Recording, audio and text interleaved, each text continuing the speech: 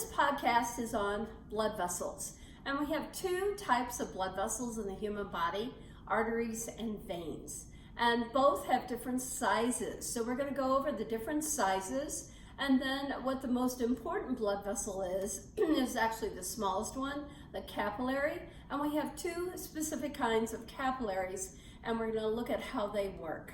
And so, is there any information on your notes sheets? Yes.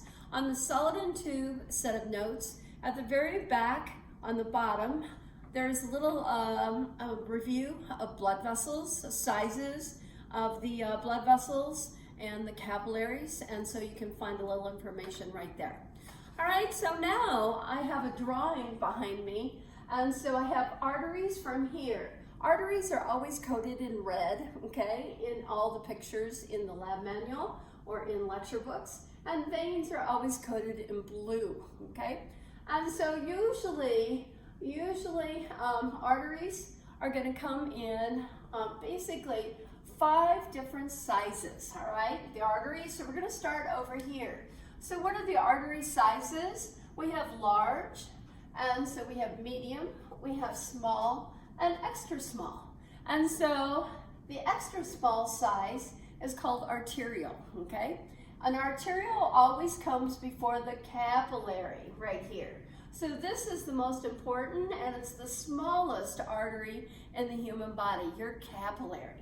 So 5 different sizes. So this would be like extra small, right, is the capillary.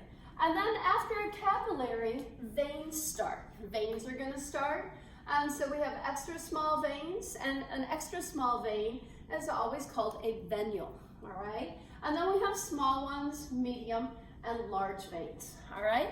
So now let's look at the wall and how it's actually made for arteries and veins. So on the very outside right here, we have simple squamous ET, okay? Simple squamous, and you can see it going all the way along. So it's like looking sort of like a longitudinal cut through this. And so here's simple squamous on the outside. And then a capillary is made only of simple squamous ET cells. So these simple squamous ET cells are going to connect over here to out here. There's simple squamous, going to go on the outside. Simple squamous right here, and so we're over here. So simple squamous is on the outside surface, and then there's always dense reg CT underneath. So the simple squamous and the dense reg make a general layer called the tunica externa. So the tunics are renamed in blood vessels. We used to call this simple squamous layer tunica serosa in a tubular organ. But basically we're going to rename it now, and we're going to put the dense reg underneath, which is usually the tunica adventitia. And so now we make it a little bit easier, and we just call it tunica externa. And then we have the muscle layer, the green muscle layer, smooth muscle, and we rename this tunica media. It used to be called tunica muscularis in all other tubular organs. So this is the layer. The muscle layer actually determines the size for the blood vessel. And so to be a large artery or a large vein, you have to have 10 or more layers of muscle in the wall, okay? So it does a lot of good peristalsis, squeezing of the blood in the center, in the lumen. So 10 plus layers makes a large artery or vein. Medium size, 9 to 5 layers of smooth muscle. And smalls, 4 to 3, so you're getting less muscle, less peristalsis in these smaller ones. And then extra small is 2 to 1, 2 to 1 layers of muscle. And capillaries have no muscle at all right? So over there, it's the same, and I put the number of layers. So that green layer is called tunica media, okay? So now we're going to go back here, and we're going to look at the red dot layer, the red dot layer. So the red dots right here are representing Leucete, okay, Leucete. And then the inside of every blood vessel has a layer of simple squamous ET. So there's simple squamous on the outside, simple squamous on the inside. So here is the layer of simple squamous right here, and it goes all the way across. And so this inside simple squamous becomes your capillary, okay? And the yellow underneath the capillary is the basement membrane right here. And then here's some more loose ET underneath this that will feed the ET cells right on top. And so basement membrane will be on both sides underneath, connecting the ET cells. So the simple squamous comes along and then it goes up and over into the lumen in the middle of the vein right there, okay? And it continues. All right, so now, do we have a name for the inside loose ET and simple squamous layer right here? Of course we do, and it's called tunica interna. It used to be called tunica submucosa and the tunica mucosa. And so essentially they're just going to rename it into tunica interna, all right? And so basically that would be that inside layer. All right, now, what else? We also have another name. We might as well put this in here. We have a name just for the simple squamous ET cell that are in the inside here, right there. And so the simple squamous ET cells right here are going to be called the endothelium. Endothelium is the name just for the simple squamous ET cells. So when they talk about endothelial diseases, it has something to do with the inside of your blood vessels in the wall right here. And so basically it's going to continue. This is still called endothelium. The endothelium of a capillary is how you would say that. And so our capillary endothelium, it doesn't matter. So that would be the basic anatomy of the wall right here. And you have learned previously that loose ET is always in the lamina propria of tubular organs. And so basically, lamina propria is where you find that. And then the simple squamous ET, that would have been in the lamina epithelialis, the specific layer of the tunica mucosa. So there is some dense irregular under here. There is some, but I just did not put it in the picture, right? But you could, if you wanted to, you could put some dense irregular, some swirly right here underneath. And so if you wanted to be even technically more correct, and it is there, but basically there it is. So anyway, that's all that's going to make up tunica interna. So you've got a submucosa and you've got the mucosa layers, right, making up tunica interna. All right, now here is the big deal about blood vessels. So I have blood going in the lumen, okay? And so here's the lumen, central lumen right here, the big L. And we have blood in the lumen right here. The lumen, and it's going this way. The arteries taking the blood to the stomach wall. We're going to pretend it's going to the stomach wall. And so what's in the blood? Well, I have plasma. Okay, great. And so that's sort of yellowy in here. I have hormones, which are light blue. I have red blood cells loaded with oxygen. And then I have food, okay? And so the brown stars are going to be food, okay? Food items. Are there more things actually dissolved in the plasma? Yes. There's white blood cells, there's thrombocytes, but we're not going to talk about that. So I just have to get you to realize, how do capillaries work? Because this is where everything is exchanged at the capillary level. The smallest blood vessel does the most important job for the BVs. All right, so basically here comes the blood, and now it's in the wall of the stomach. So here's some stomach cells right here, some stomach cells. And the stomach cells have been busy breaking down food, and so they're loaded with CO2. The stomach cells also make hormones, okay?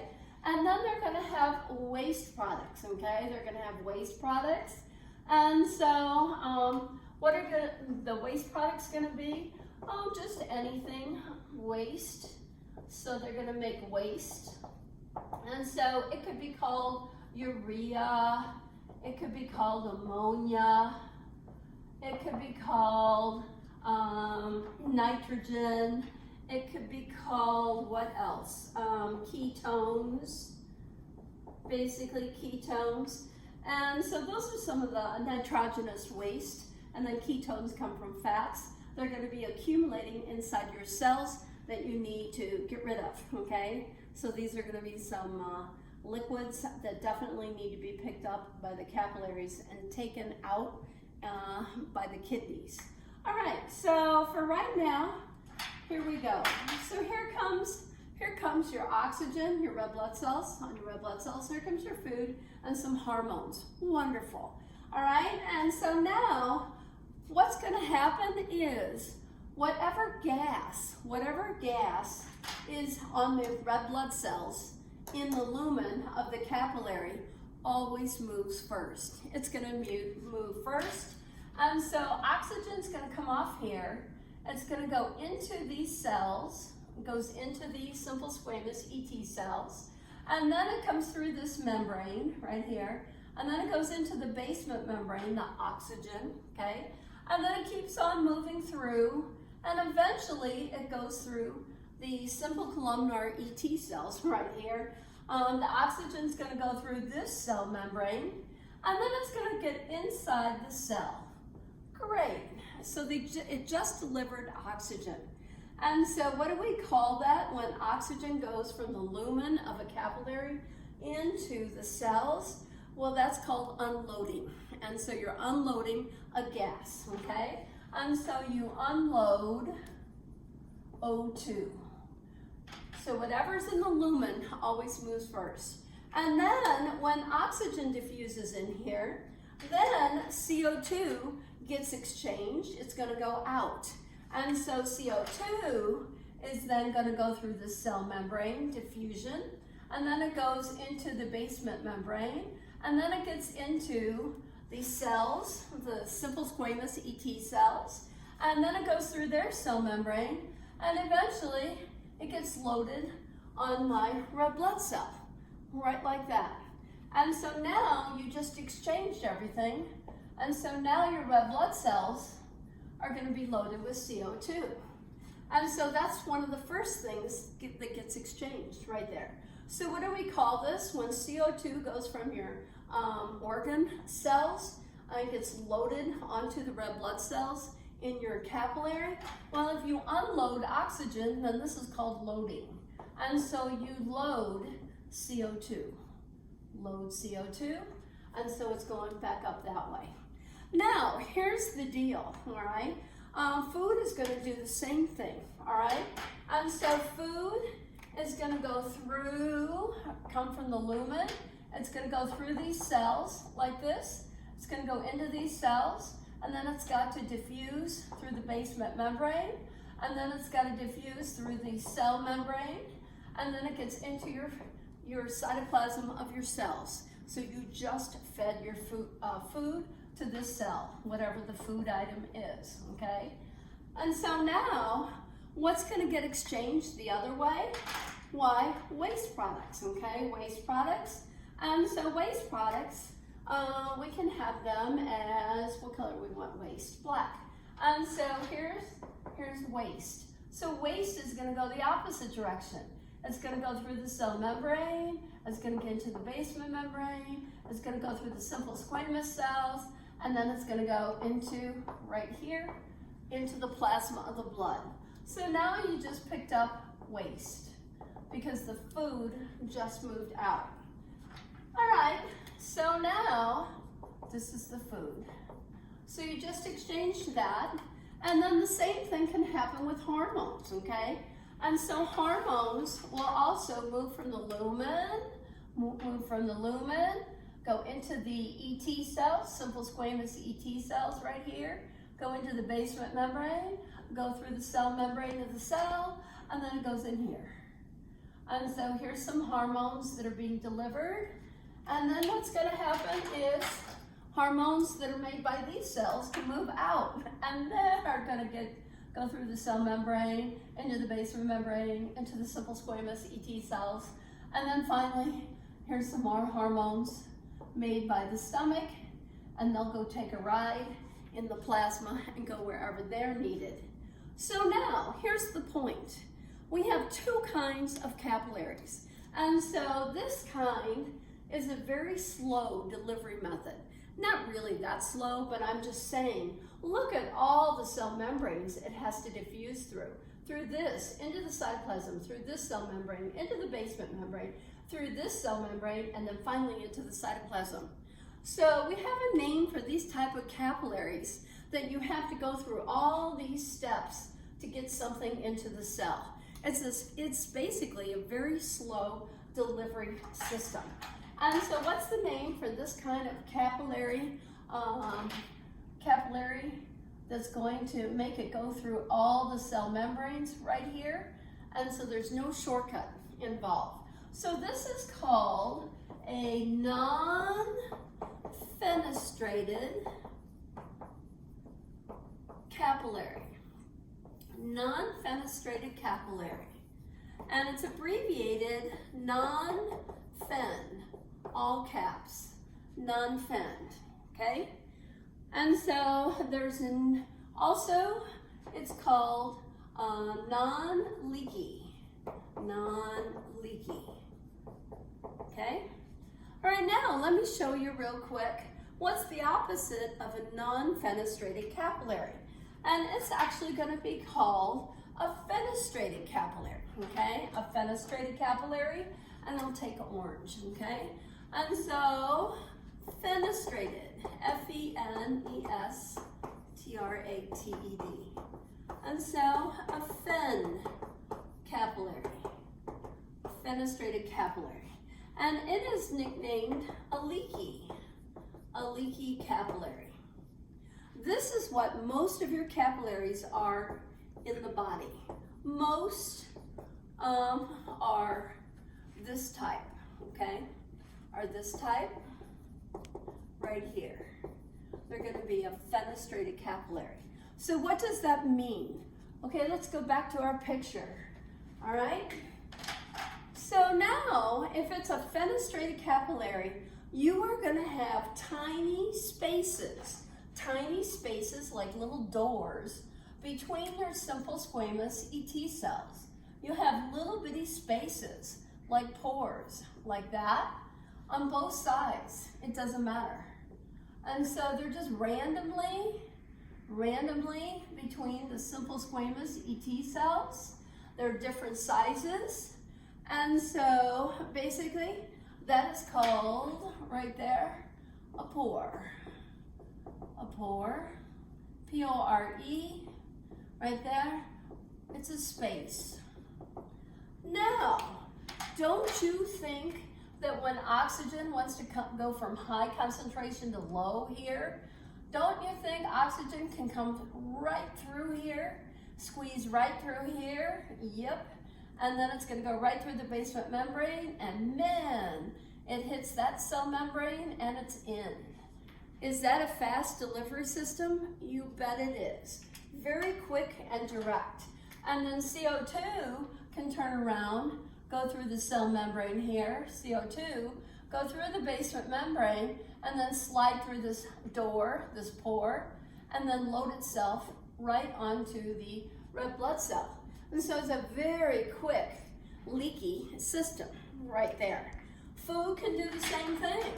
Heck, food can squeeze through. If it can squeeze through this opening, wow, it goes through the basement membrane real quick, through the cell membrane, and it's in. It's in. It's a very quick feeding mechanism. And then waste products can escape the same way. So the waste will go through and squeeze through here, and then it's in your plasma. It's gone. It's gone, okay? So very quick. And so hormones do the same thing. Hormones can squeeze through from here, go through here, and I'm in. right there, and then you can turn around and secrete other hormones out. So very fast system, delivery system. So if you had drugs that you needed delivered to someplace quickly, then yes, these are the capillaries that are going to be found and used to deliver certain types of drugs, right? And so drugs are developed in different sizes, the drug compound, to actually be able to go through. They can actually measure the sizes of capillary spaces in different organs so that they know how they can get the drug into the cells quickly to help them survive or to become more productive in what they're doing. So now those are called fenestrated capillaries. So you have spaces between your simple squamous ET cells. So fenestrated capillaries are going to have spaces between the simple SQ ET cells. Fast delivery, fast exchange, right? And most of your capillaries in the human body are this type, fenestrated, okay? Right, now non-fenestrated capillaries are basically found only 2 places in the human body. 2 places only. And where is that? In nerve tissue. Nerve tissue, which means the brain, spinal cord, and nerves. And I guess we should include ganglia, right? Since we just learned that, ganglia, the connectors between nerves. And where else do you find non-fenestrated? In the testes, in the testes. And so sperm don't like to be leaked on, right? And so eggs do. And so eggs, the ovary has fenestrated capillaries in it, but the good old testes, nope, they do not want to be leaked on, those sperm. So there you go. So that's the difference in the capillaries that we have in the body, right? So that's an overview of blood vessel anatomy and how the capillaries work.